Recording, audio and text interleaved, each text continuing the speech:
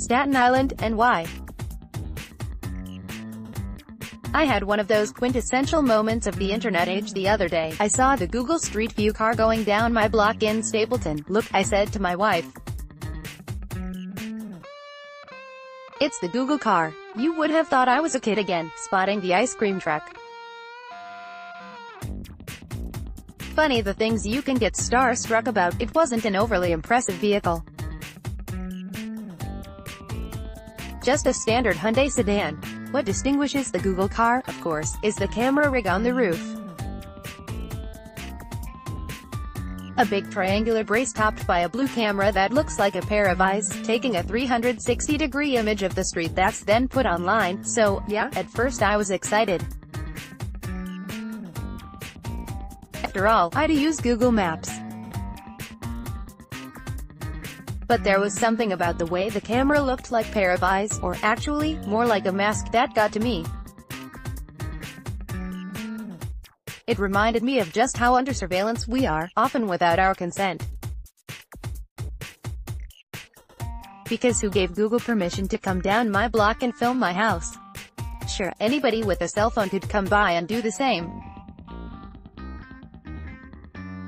But Google broadcasts that image on the internet, making a picture of my home and the car parked in front available to literally billions of people. The company has defended itself by saying they are photographing public places.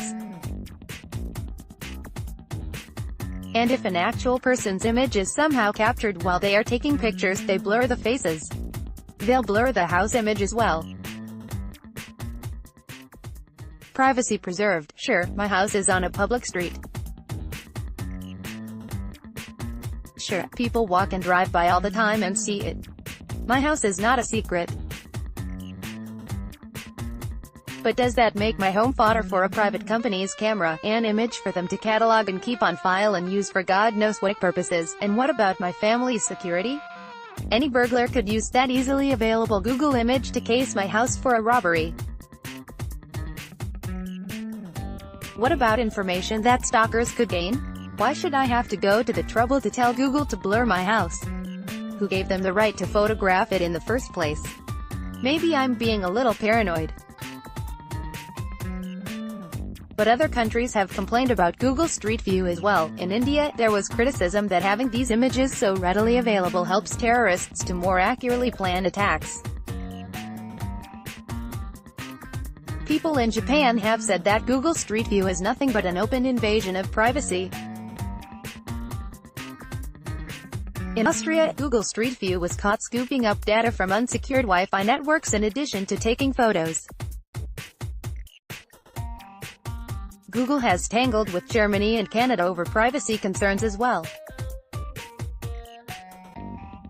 In some countries, the company has been forced to lower the height of its Street View cameras to avoid shooting over fences and hedges. But it's not just Google.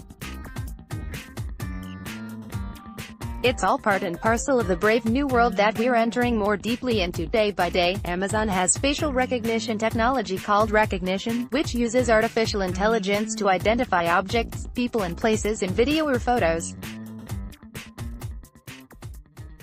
The technology has been sold to police departments, meaning they can track people in real time, even if they're not criminals. Talk about profiling.